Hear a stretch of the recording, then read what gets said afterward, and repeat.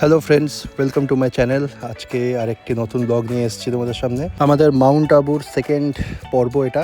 আমরা দুপুরে লাঞ্চ টাঞ্চ করে এবার অ্যাকচুয়ালি মাউন্ট আবুর যে সাইট সিইংগুলো আছে সেগুলো দেখতে যাব। এখানে ছোট্ট একটা মার্কেট আমাদের একদম হোটেলের সামনে। তারপরে মার্কেট ঘুরে আমরা চলে এসেছি সোমনাথ মহাদেব মন্দির দেখতে। এটা খুব ফেমাস মন্দির এখানকার। মন্দিরের সামনেই জুতো টুতো রাখার জায়গা আছে। আমরা একদম মন্দিরের সামনে চলে এসেছি। মন্দিরের ভেতরে ফটো বা ভিডিও নট অ্যালাউড, কিন্তু এটা তো সব মন্দিরেই থাকে। তাও আমি একটু আড়াল করে কিছু ছবি আর ভিডিও তুলতে পেরেছি, সেটা তোমাদের সামনে রেখেছি। দেখো কি সুন্দর মন্দির। এখানে মহাদেবের একটা সুন্দর মূর্তি আছে, তার সাথে সাথে সূর্যনারায়ণ ঠাকুরও আছে, অন্যান্য ঠাকুরও আছে। আমরা চারদিকে ঘুরে ঘুরে দেখছি। খুব প্রশস্ত মন্দির, বড় মন্দির। আর বিভিন্ন জায়গায় ছোট ছোট এরকম মন্দিরও আছে, তার মধ্যে সব ঠাকুররা আছে। এটি হচ্ছে মহাদেব মন্দির, মহাদেব ঠাকুর এখানে। খুব সুন্দর লাগছে। অনেকগুলি শিবলিঙ্গ আছে, 5টি শিবলিঙ্গ। এরপর যে জায়গাটা দেখলাম সেটা হচ্ছে দিলওয়ারা টেম্পল, একটি খুব ফেমাস জৈন মন্দির, যেটার ভেতরে ফটোগ্রাফি ভিডিওগ্রাফি স্ট্রিক্টলি প্রহিবিটেড। আমি একটাও ছবি আর ভিডিও তুলতে পারিনি, কিন্তু এই মন্দিরটি এতটাই সুন্দর যে আমার সারা জীবন মনে থাকবে। এটির কারুকার্য আর মানে আর্কিটেকচার এত সুন্দর, মাথা ঘুরে যাওয়ার মতন। 3 ঘন্টার মতন মোটামুটি টাইম লাগার কথা, আমরা সেটা মোটামুটি খুব কষ্ট করে 1 ঘন্টার মধ্যে কমপ্লিট করেছি।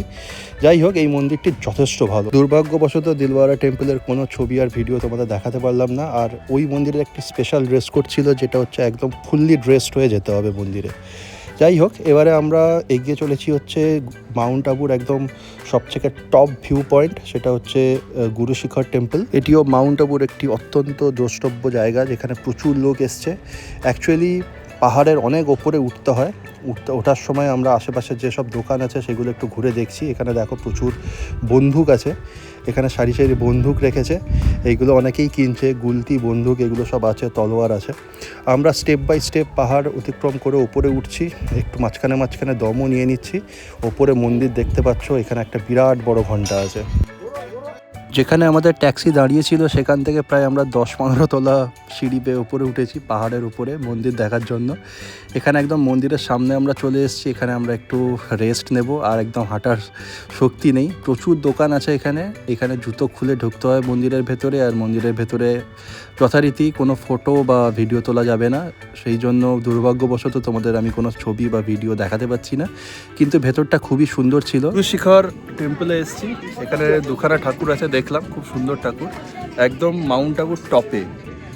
তো এই জায়গাটা খুব সুন্দর, চারদিকটা দেখতে কত সুন্দর জিনিস আছে, একদম মাউন্টেন ভিউ। অনেক ঠাকুর ছিল ছোট ছোট। আমরা দর্শন করে মন্দিরের বাইরে চলে এসেছি, আর মন্দিরের বাইরে থেকে এরকম একটা ভিউ দেখা যাচ্ছে। জাস্ট স্পেল বাউন্ড হয়ে গেছি, জাস্ট কিছু বলার নেই। এত সুন্দর মাউন্ট আবুর একটা ভিউ দেখা যাচ্ছে। এখান থেকে আরও একটা তোমাদের ভিউ দেখাই, দেখো এখান থেকে পুরো মাউন্ট আবুর কিছুটা জায়গা দেখা যাচ্ছে।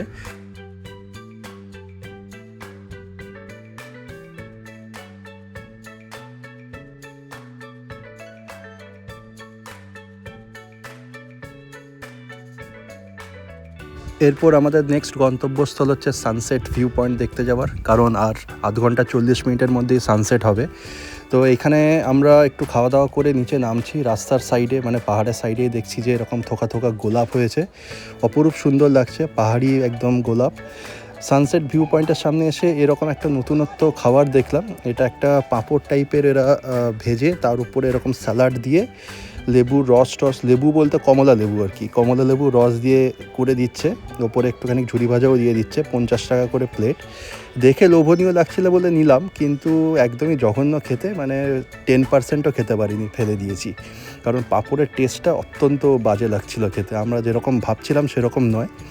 যাই হোক, আমরা আস্তে আস্তে আরেকটু পাহাড় চড়ে একদম ভিউ পয়েন্টে চলে এসেছি।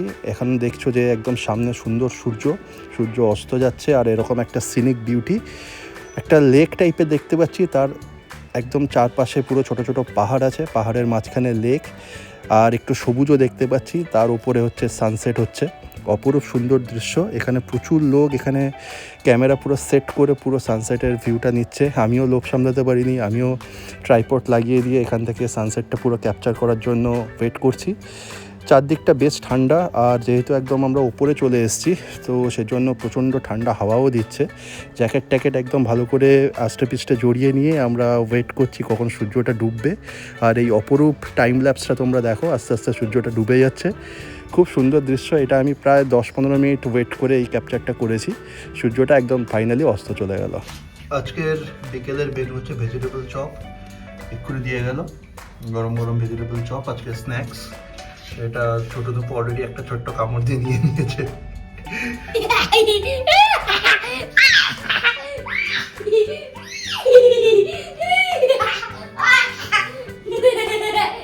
সন্ধ্যের স্ন্যাক্স খাওয়ার পরে আমরা একটু শহরটা এক্সপ্লোর করার জন্য বেরোলাম। আমাদের যে গুজরাট রেস্টুরেন্ট অ্যান্ড হোটেল, সেটা একদম সিটির ওপরে। জাস্ট রুম থেকে বেরোতেই এরকম পুরো জমজমাট সব দোকানপাট। আমরা ঠিক করলাম যে এখান থেকে বেশ কিছু শপিং করে নেবো, কারণ পরবর্তীকালে সময় পাবো কি পাবো না ঠিক নেই। আমরা বেরিয়েছি সন্ধ্যায় স্ন্যাক্স খাওয়ার পরে, বেশ কিছুটা টাইম আছে। চারদিকটা বেশ জমজমাট আলো, আর চারদিকে প্রচুর দোকান। আর এখানে যেহেতু নিউ ইয়ার্স একদম সামনেই চলে এসছে, প্রচুর ফাংশন হচ্ছে, আমার কানে গানের আওয়াজ আসছে। তো আমরা চারদিকটা একটু ঘুরে দেখে নিচ্ছি। আজকে আমাদের রাতের মেনুও খুব জমজমাট করেছি। আজকে বিরিয়ানি আছে, চিকেন বিরিয়ানি আর চিকেন চাপ আছে। তো সেটা খাওয়ার জন্য মনটা ভেতর থেকে আনন্দে লাফালাফি করছে। যাই হোক, আমরা বেশ কিছু শপিং করে আর একটু চারদিকটা ভালো করে ঘুরে টুরে রাত 9টার মধ্যে চলে এলাম একদম হোটেলে, কারণ এখানে প্রচুর ঠান্ডা পড়েছে। খাওয়া দাওয়া করে ঘুমোতে হবে। কালকে আমরা যোধপুর যাব। ভিডিওটা আপাতত আমি এখানেই শেষ করছি। যদি মাউন্ট আবুর এই ব্লগটা ভালো লেগে থাকে তোমাদের, তাহলে অবশ্যই লাইক, কমেন্ট আর শেয়ার করে দিও, আর চ্যানেলটা সাবস্ক্রাইব করে দিও। দেখা হচ্ছে তোমাদের সাথে নেক্সট ব্লগে যোধপুরের একটি নতুন ভিডিওর সাথে। আজকের জন্য টাটা।